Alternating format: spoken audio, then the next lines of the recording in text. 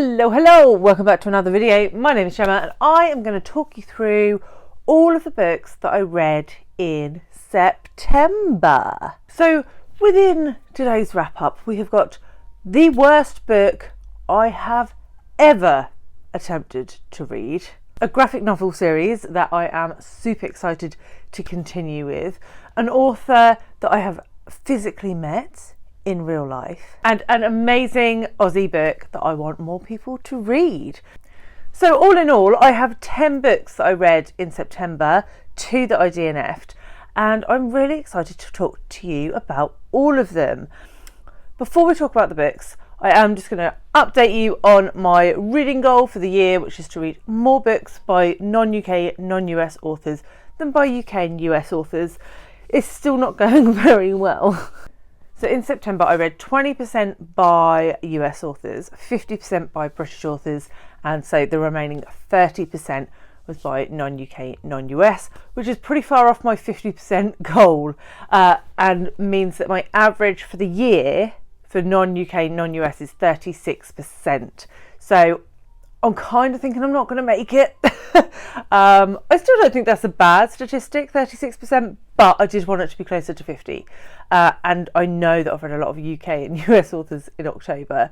Well, I haven't actually read that many books, but those that I have read have been by British and American authors. So yeah, it's not looking like I'm going to achieve that goal. I'm just going to call it. I'm going to call it early. But what did I read in September? Let's start with the DNFs and the worst written book I have ever come across. That book is The Revenge of Blood Red Rivers by Martin Lundquist, and this is a book that talks about the Rwandan genocide. So topics like this are something that I am drawn to. I feel like I should be more educated on what actually happened in time periods like this. The Rwandan genocide is something I know very, very little about. So I saw this book on Scribd. It was only a 2-hour audiobook, 2 hours, 3 hours, which I guess should have been a red flag from the beginning to cover a topic like this in 2-3 hours. But I wanted to give it the benefit of the doubt, and quite frankly I wish I hadn't. This was written as if by a child. Like, I mean, the content was, as you can imagine, quite graphic and quite disturbing. However, just the way it was written was atrocious. Like this person had never had any experience in writing of any description. I was quite frankly flabbergasted at the awfulness of the writing in this book. I don't know whether that was an intentional creative choice, but if it was a massive turn off for me.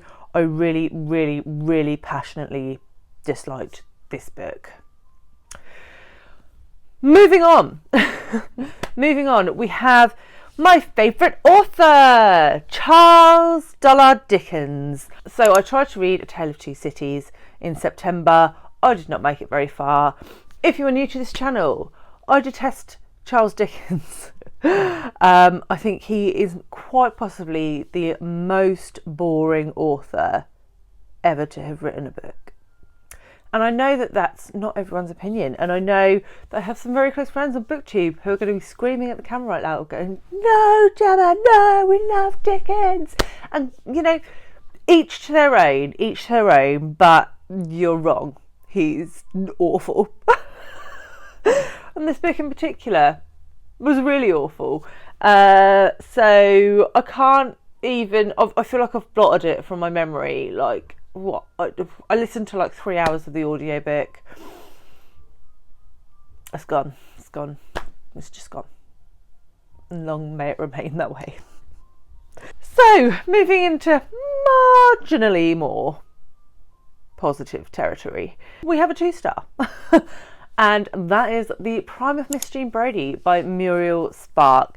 And I feel like this is going to get a little bit of hate as well, this opinion, because Muriel Spark in general is a very beloved author. This is probably one of, if not her most famous works of fiction, about a young teacher teaching in Scotland, a group of girls, and I guess trying to instill the benefits of art on them.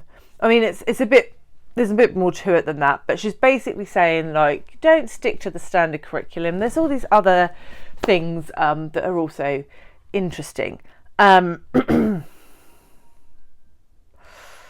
So there's her class of girls who I never really feel like we got to know that well. There's, I don't know, 5, 6 of them, but I never felt connected to any of them. And the amount of times this woman told us she was in her prime, I was like, mate, we get it. You're in your prime. You're young. You're beautiful. Whatever. I literally give 0 shits about your prime. No one cares.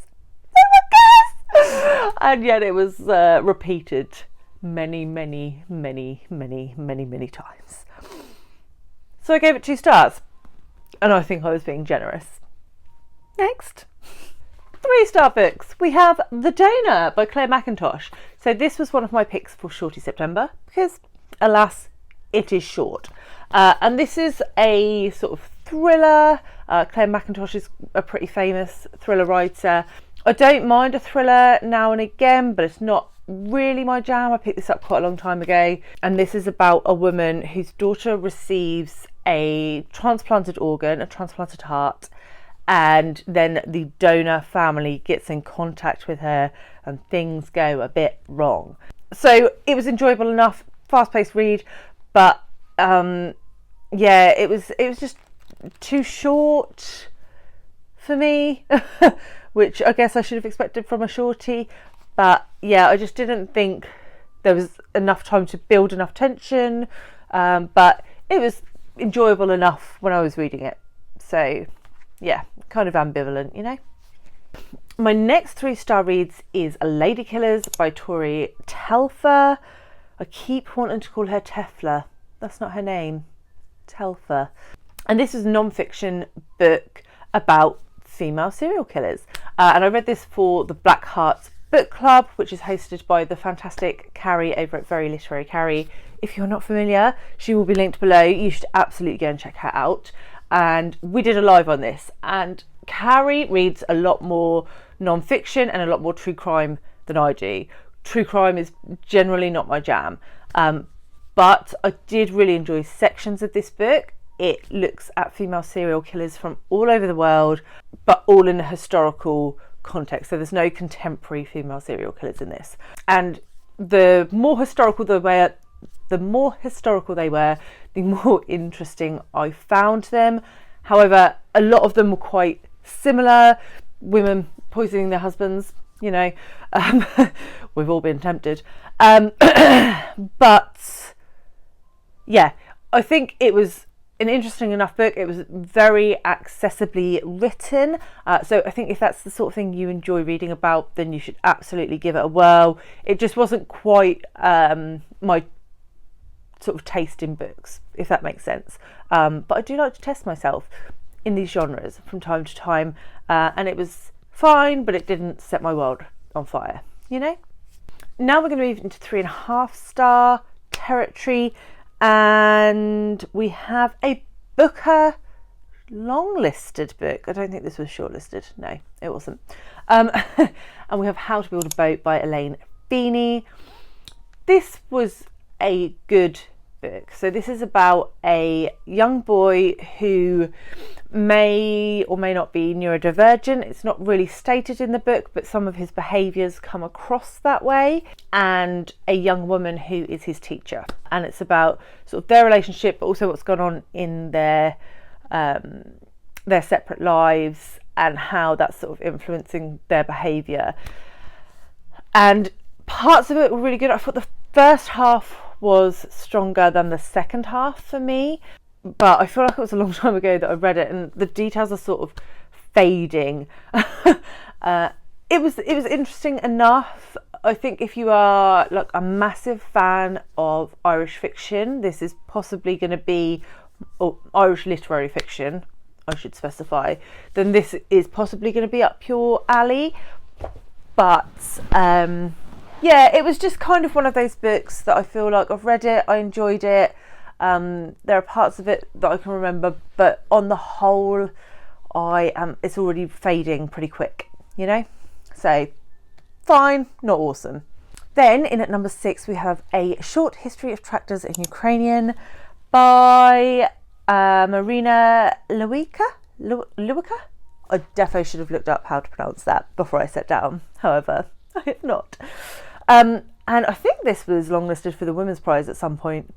I may be lying. And this is about 2 daughters who are not getting on because they've fallen out over their mother's will until their father rings them to say, oh, FYI, I know I'm in my 80s, but I'm going to marry a 36-year-old Ukrainian woman. The family are of Ukrainian descent, and it discusses some really interesting topics around immigration and the opinions of first versus second generation immigrants. And it was actually really, really comical. There were some really funny parts in this, mixed with some very serious topics. So overall, I really enjoyed this. I read this for my Works book club. I have to say there were some sections at the end which talked about tractors quite a lot, and even as someone who works in agriculture and has a passing interest in tractors, they went on a bit, you know. But overall, I thought it was a good read, fun read. Yeah, if you see it and want to give it a go, I wouldn't stop you. Not sure that's a glowing recommendation, but it is what it is. Take it or leave it. Up next, we have a new graphic novel series that I've started, and that is Saga by Brian K. Vaughn. Yes, that was his name. And I really enjoyed this. So this gets a lot of hype sort of in the fantasy YA booktube sphere. And I can see why. It's about a woman and a man who are sort of from different sides of a political war.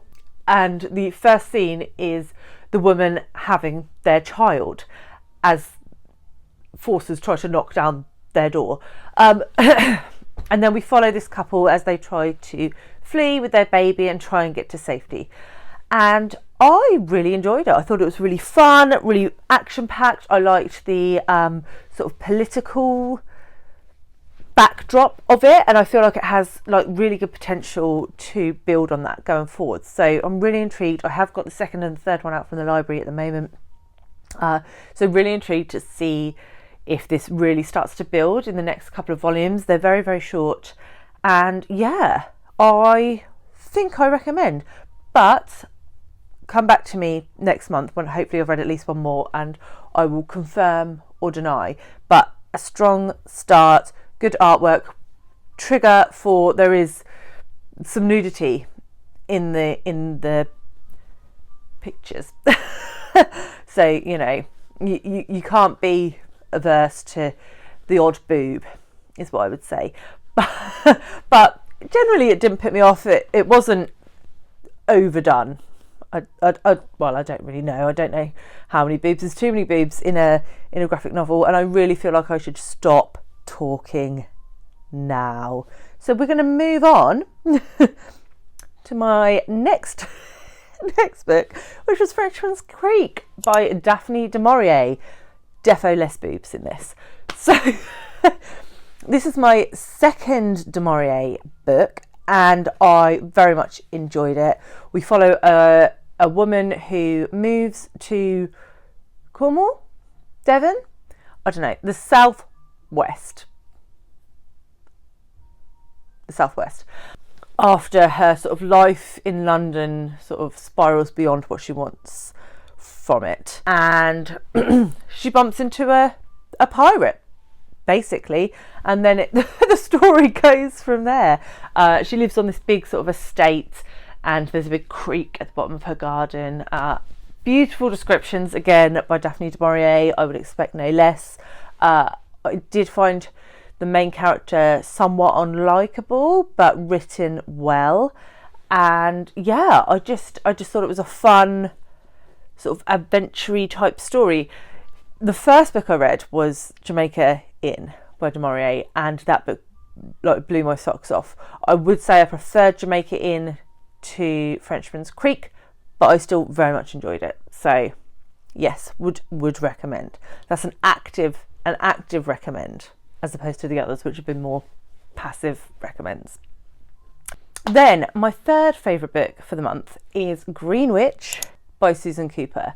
So this is the third in the Dark is Rising sequence, and the best of the three for me so far. So you can really see Susan Cooper coming into her writing groove, I think, in this. She's taking all of the best parts of book one and all of the best bits of all of the best bits of book two, smushed them together and made this awesome third instalment in the series. Obviously I can't talk too much about it because spoilers, but effectively it's a YA middle grade fantasy adventure quest story. Think Narnia, think Enid Blyton with magic, that sort of vibe, you know. So very, very much enjoyed it. I read that with Alice from Alice and Giant Bookshelf and Jack at Spread Book Joy. We're reading the whole sequence together. We have started the fourth one. Well, I have. I don't think the other two have. And so I will update you on the rest of the series. But yeah, this was a real solid instalment, and I hope that it just continues to improve, because I'm very much enjoying myself reading those books. And so book two and book one are both 4.5 stars, so no 5 stars this month. Grumpy Gemma. No, very good books, but no 5 stars. So in second position we have The Secrets of Hartwood Hall by Katie Lumsden. Now I went to the launch of this book, so I have this book personally signed, if you can see that, and I was a little trepidatious about picking it up in case I didn't like it, because if you know me, I'm not good at lying. So I was like, oh god, if I don't like it, I'll just have to like not include it in my wrap up. But luckily I really, really enjoyed it. This is a gothic, atmospheric story about a young governess who is recently widowed, returning to a role of governess, and takes up a job in a somewhat odd house with a abandoned wing, strange happenings going on, spooky vibes, ghosty sort of vibes. And yeah, we spend the whole book trying to work out what on earth is happening in this house until it reaches its crescendo at the end. And this was beautifully written.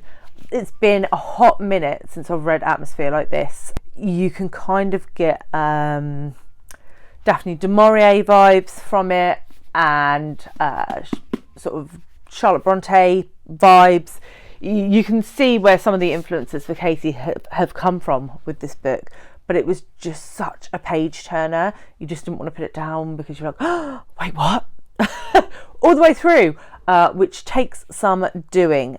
So yeah, highly enjoyed this, and am now eagerly awaiting Katie's next release in 2024.